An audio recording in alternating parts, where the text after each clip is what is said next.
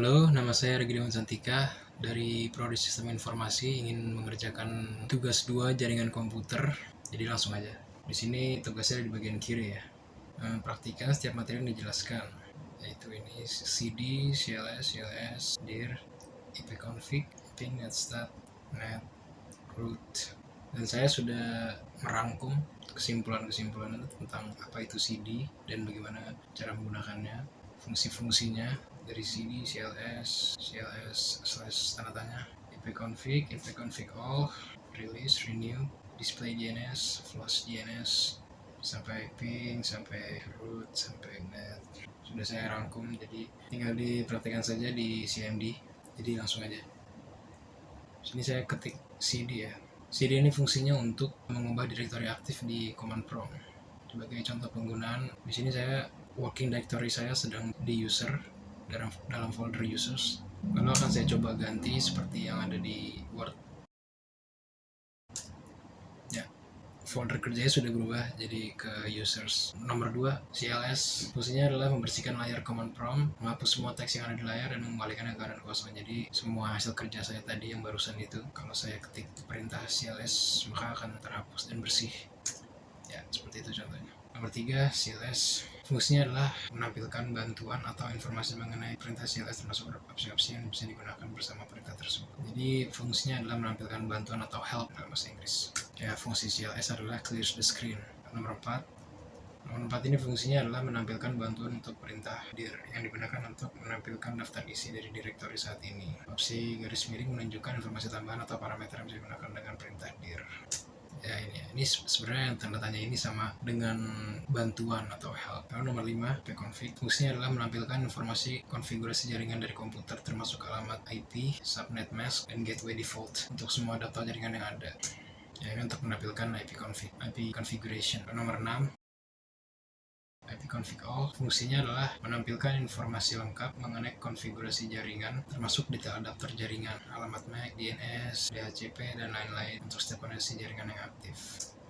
Ya, sama intinya untuk menampilkan ipconfig all namun keseluruhan. Dan nomor 7, ipconfig tanda tanya. Fungsinya menampilkan bantuan mengenai perintah ipconfig termasuk deskripsi perintah dan opsi-opsi yang dapat digunakan. Sama seperti yang tadi ya, yang dir dan CLS nomor 3 dan 4 ini untuk menampilkan bantuan perintah-perintah apa saja yang bisa kita gunakan pada bagian ipconfig ini. Nomor 8, ipconfig release.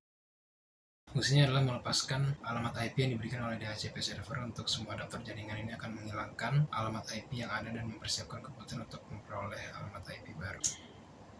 Ini untuk melepaskan alamat IP yang diberikan oleh DHCP server untuk semua adapter jaringan. Lalu nomor 9, ipconfig renew. Fungsinya adalah meminta atau memperbarui alamat IP baru dari DHCP server setelah melakukan rilis alamat IP sebelumnya. Perintah ini akan mencoba untuk mendapatkan alamat IP yang baru. Ya, sudah sesuai ya, sudah dipraktikkan. Lalu nomor 10, fungsinya adalah menampilkan cache DNS domain name system yang disimpan oleh komputer. Ini berguna untuk melihat nama domain yang sebelumnya di-resolve ke alamat IP. Kita coba ya, tampilan seperti ini ya. Ada record name, record type, time to live, data length, section. Lalu nomor 11, ini fungsinya adalah untuk menghapus cache DNS yang ada di komputer. Ini berguna jika ada masalah terkait dengan resolusi nama domain atau untuk memastikan komputer mendapat informasi DNS yang terbaru. Ini untuk menghapus cache DNS ya. Jadi cache itu seperti sampah-sampah sementara saja. Lalu nomor 12, ini fungsinya adalah mendaftarkan ulang nama host komputer ke server DNS yang digunakan. Ini biasanya digunakan untuk memperbarui catatan DNS yang terkait dengan komputer di jaringan lokal atau di internet. Ya, seperti ini tampilannya ya. Lalu nomor 13, ping.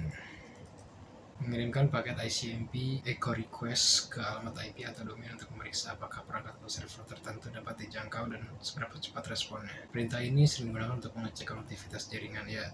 Nah, untuk ping ini saya dulu sering menggunakan ya ketika masa-masanya internet belum semudah sekarang diaksesnya. Jadi saya masih menggunakan modem, jadi saya sering memantau konektivitas jaringan apakah jaringannya jalan atau tidak. Biasanya saya mengetikkan perintah ping 888. Nah, sepengalaman saya dulu ketika saya pernah menggunakan wifi dengan radio broadband, bukan kabel fiber optik, dia suka terputus ketika dipantau jaringannya. Namun ketika pakai fiber optik, ya lancar seperti ini, tidak ada putus. Nomor 14, netstat. Fungsinya adalah menampilkan statistik jaringan dan koneksi aktif pada komputer. Ini mencakup daftar port yang terbuka, status koneksi TCP/IP, dan informasi lainnya terkait jaringan.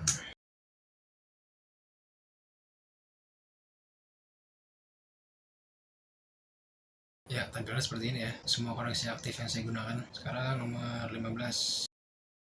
Fungsinya adalah menunjukkan jalur atau rute yang dilalui paket data menuju tujuan di jaringan, misalnya alamat IP atau domain. Traceroute ini mengidentifikasi setiap hop atau titik perantara di sepanjang jalur koneksi. Kita lihat ya seperti ini. Kita bisa melakukan pilihan lagi, namun kita langsung saja ke nomor 16. Path ping fungsinya adalah kombinasi dari perintah ping dan tracer. Path ping mengirimkan paket ke jalur tertentu, mengukur waktu respons, dan kemudian memberikan informasi yang lebih mendalam mengenai setiap hop dalam rute tersebut, termasuk kehilangan paket. Lalu nomor 17, NSLOOKUP. Fungsinya adalah digunakan untuk melakukan pencarian DNS. Dan perintah ini, Anda bisa mencari alamat IP yang terkait dengan nama domain atau mencari nama domain yang terkait dengan alamat IP. Reverse DNS lookup. Ya, ini default server unknown address. Misalnya kita cari DNS ini ya. Ya, kita bisa melakukan pencarian DNS. 888 ini adalah DNS Google. Sekarang kita ke nomor 18. Fungsinya adalah utility baris perintah yang digunakan untuk mengkonfigurasi dan memecahkan masalah pada berbagai pengaturan jaringan di Windows. Anda dapat menggunakannya untuk mengonfigurasi firewall, pengaturan IP, dan banyak pengaturan jaringan lainnya. Kita lihat. Ya, ini bisa nanti diketik lagi ya sebenarnya, ketik firewall. Selanjutnya nomor 19, root.